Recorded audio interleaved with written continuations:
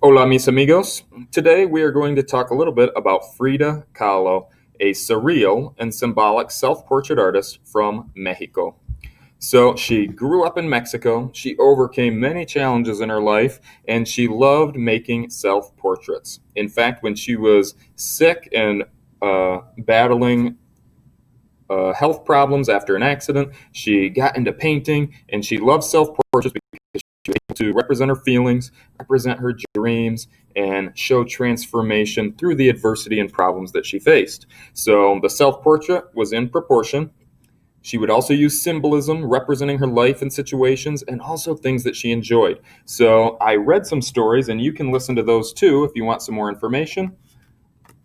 Frida Kahlo y sus animalitos, her little pets, in the Casa Azul, her blue house, and then also the book Frida, which is more of a surreal version of her life. And they both have amazing illustrations and a great message and story of Frida, and I highly recommend you listen to at least one of them before you start this project.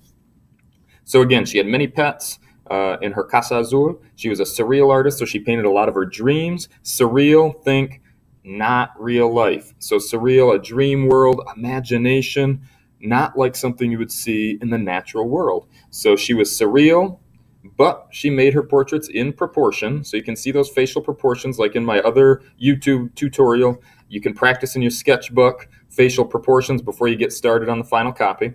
So again, here's a portrait of her in proportion with some birds around her. Maybe they're her animalitos, her little pets, or maybe she had a dream where all these birds came to her. Maybe they were talking in the dream too. So you never really know, but she was able to express it through art. So here's some more portraits of her. Again, she had pet monkeys, she had pet cats, she had pet birds. The face is in proportion, but then the background's a little surreal. So the different plant life.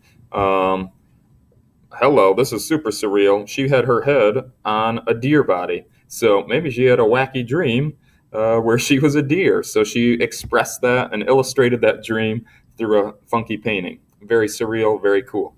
She also overcame some troubles, and maybe this is her coming out on the other side better than before, because I don't think she was able to clone herself. So maybe she had a dream where she was side by side, her old self, new self, and helping her become better in the future.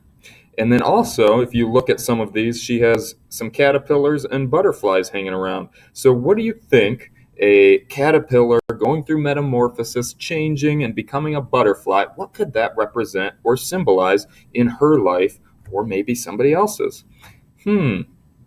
Maybe she went through this change, she overcame this problem, and now is able to fly, feel free, and be a more beautiful version of herself through the process of change, overcoming the problem. So she was able to express that feeling through symbolism and show that change with her artwork.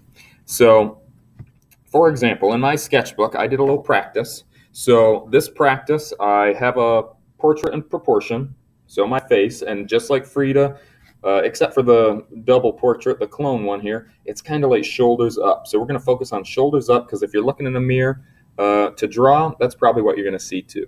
So I practiced in my sketchbook, my face in proportion, and then in the background I have symbols and surrealism. So for the surrealism, I have some clouds that kind of turn into jellyfish. So jellyfish clouds, not real life, surreal. I have some floating bird cages. It's raining tennis balls. It's got some rhythm because it's the same shape and will be the same color in my final copy, but they're different sizes. So it's like some of that raining tennis balls closer up, further away. I also have the earth in the background. So maybe we're on a different planet in this picture. It's surreal. It's a dream world. I also am into reduce, reuse, recycle. So that's kind of a symbol there as well. Also on my shoulder, I have a plate-billed mountain toucan. And a plate-billed mountain toucan is native to Ecuador. And I studied in the cloud forest of Ecuador some Spanish and some science. And I'm symbolizing that moment in my education, but also how I want to go back there and do some more studying and research and see some more plate-billed mountain toucans. I love those birds. I also have a monkey on my shoulder because I love the jungle.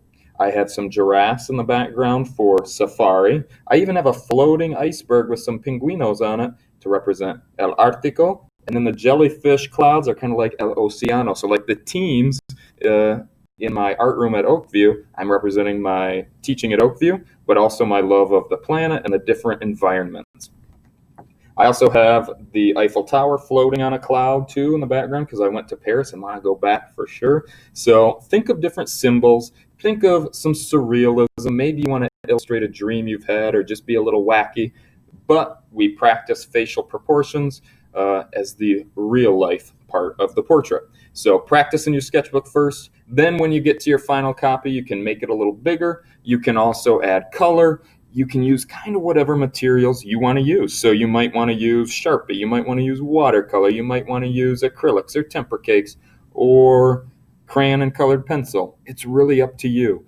As long as you're learning about proportion and surrealism and symbolism, the materials are kind of just whatever you want to do. So practice in your sketchbook, or watch or listen to the Frida Kahlo stories, and hopefully you get inspired to create your own work of art and masterpiece. Good luck, have fun, adios amigos.